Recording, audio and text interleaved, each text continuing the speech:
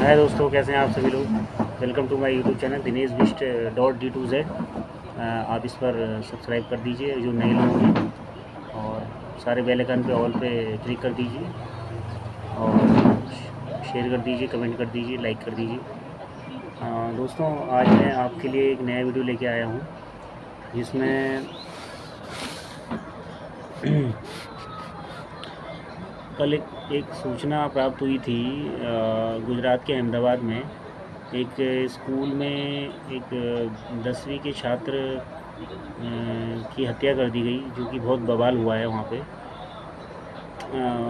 उस 10वीं के छात्र को चाकू मार दिया गया। साथियों, हम जैसे जैसे हमारा समाज जितना तरक्की कर रहा है, या हम जैसे जैसे विकास की ओर बढ़ रहे हैं, वैसे वैसे हम सब के अंदर हिंसक प्रवृत्तियाँ आती जा रही हैं। इन हिंसक प्रवृत्तियों का क्या कारण है, इसके बारे में हमें बहुत गहराई से सोचने समझने की और विचार करने की और मंथन करने की ज़रूरत है। अभी हमारे यहाँ उत्तराखंड में काशीपुर में भी ऐसा कुछ वाक़या हुआ है। वहाँ भी किसी स्कूली छात्र की हत्या कर दी है। तो साथियों, ये दो घटनाएं अभी जो ताज़ा बिल्कुल ब्रेकिंग न्यूज़ हुई हमारे यहाँ पे हुई है, हमारे उत्तराखंड में ऊधम सिंह नगर ज़िले में काशीपुर में, और गुजरात के अहमदाबाद में इस तरह की घटना हुई है। तो साथियों, ये सब जो कुछ भी हिंसक घटनाएं होती हैं, इस तरह की मर्डर जैसी घटनाएं, तो उसको देखकर मन बहुत दुख से भर जाता है कि हमारा समाज कितना हिंसक होता जा रहा है, और हम कैसे इंसान से पिशाच और राक्षस बन जाते हैं। किसी को मारने में बिल्कुल भी अचरज नहीं होता है। इन सब का कारण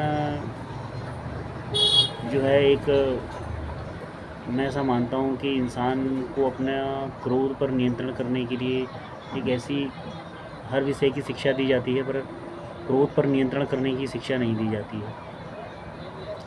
क्या होता है कि क्रोध किस कारण आता है इंसान को? एक तो ये होता है कि जब हमारी इच्छा पूरी नहीं होती है तब हमें क्रोध आता है। जो भी मर्डर की घटनाएं हो रही हैं, बहुत ही शर्मनाक है, ये रुकनी चाहिए।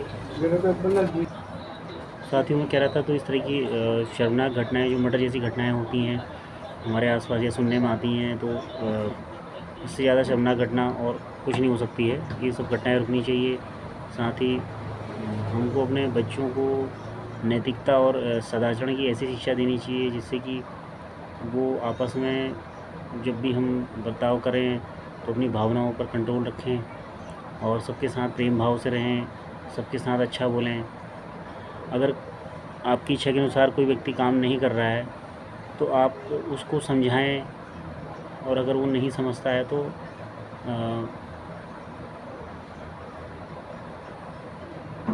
उसको उसी के हाल पे रहने दें। तो साथियों, इस तरह की घटनाएं बहुत ही शर्मनाक हैं। मैं इनकी कड़े से निंदा करता हूँ। और सबसे पहले स्कूलों में जो हम बच्चों को विषयों की शिक्षा देते हैं, हम सब विषय पढ़ाते हैं, विज्ञान पढ़ाते हैं, हिंदी, अंग्रेजी, सामाजिक विषय पढ़ाते हैं, चित्रकला पढ़ाते हैं, और एक मोरल साइंस सब्जेक्ट होता है। बच्चों को नैतिक शिक्षा देनी चाहिए, अच्छे सदाचरण की शिक्षा देनी चाहिए, कि हम अच्छा सोचें, अच्छा बोलें, और शरीर से हम अपने बॉडी से अच्छा कर्म करें, है ना। तो मन वचन कर्म से जब हम अंदर से शुद्ध होंगे, मन अर्थात ये हमारा जो मस्तिष्क है, इसको हम मन कहते हैं। कई लोग मन का मतलब दिल या हृदय से लगा लेते हैं, लेकिन मन का अर्थ होता है मस्तिष्क। मस्तिष्क में जैसे हमारे विचार आते हैं, उसी तरह से हमारे कर्म बनते हैं। तो हम जब तक हम मन से अच्छा नहीं सोचेंगे तो हम ना ही हम अच्छा बोल पाएंगे, ना ही हम अच्छा शरीर से कर्म कर पाएंगे। तो मेरा कहना यही है कि जो भी घटनाएं हुई हैं, बहुत ये मैं इनकी कड़े शब्दों से निंदा करता हूँ, और सब रुकना चाहिए। बाकी इसी तरह के ये खबरें जो होती हैं, ये बहुत दुख पहुंचाती हैं। इसीलिए मैं बार बार कहता हूँ कि हमें अपने जीवन में परिवर्तन लाने के लिए कुछ ऐसे महापुरुषों की जीवनियाँ पढ़नी चाहिए जिससे हमें अच्छी शिक्षा मिले। हमें संतों की जीवनियाँ पढ़नी चाहिए, सूरदास की, कबीरदास जी की, तुलसीदास जी की, है ना। और रस खान है, मालिक मोहम्मद जायसी है, तो उनके दोहे पढ़ने चाहिए, कबीरदास जी के दोहे और रैदास के दोहे पढ़ने चाहिए, और सूरदास जी, तुलसीदास जी की चौपाइयाँ पढ़नी चाहिए, उनका अर्थ समझना चाहिए, उनको जीवन में भी धारण करना चाहिए, जिससे कि हम अपना जीवन ठीक तरह से व्यतीत कर सकें और गलत दिशा में ना बहें, गलत दिशा में ना बढ़ें। चाहे किसी भी प्रकार का देखिए, जो हमारी इच्छाएं होती हैं ना, इच्छाएं संसार में कभी किसी की नहीं पूरी हुई। एक अंग्रेज़ी में कहावत है, लस्ट नॉट बी कंप्लीटेड। आदमी की ज़रूरतें तो पूरी हो जाती हैं, पर वासना और इच्छाएं कभी पूरी नहीं होती हैं।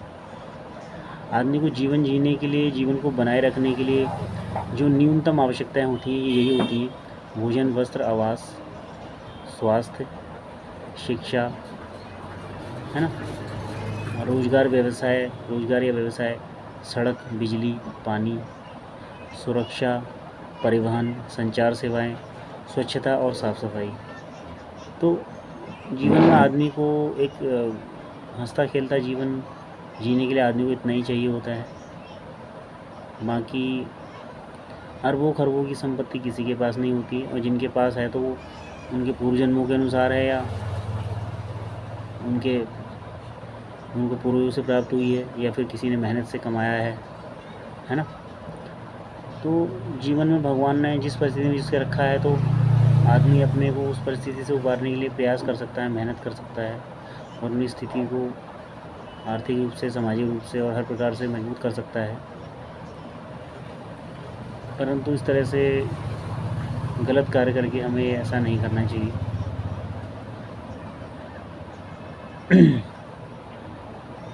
और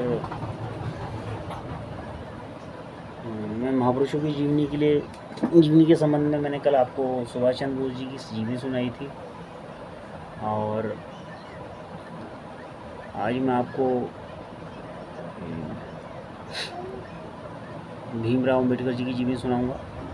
परंतु अभी मैं वीडियो में इतना ही अपनी बात समाप्त करता हूँ, और फिर मैं आपको जीवनी लेके आऊँगा आपके लिए, भीमराव अम्बेडकर जी की, उनके जीवन में उन्होंने कैसे कैसे संघर्ष किया और कैसे से वो आगे बढ़े, इसके बारे में बताऊँगा। तब तक जय हिंद, जय भारत।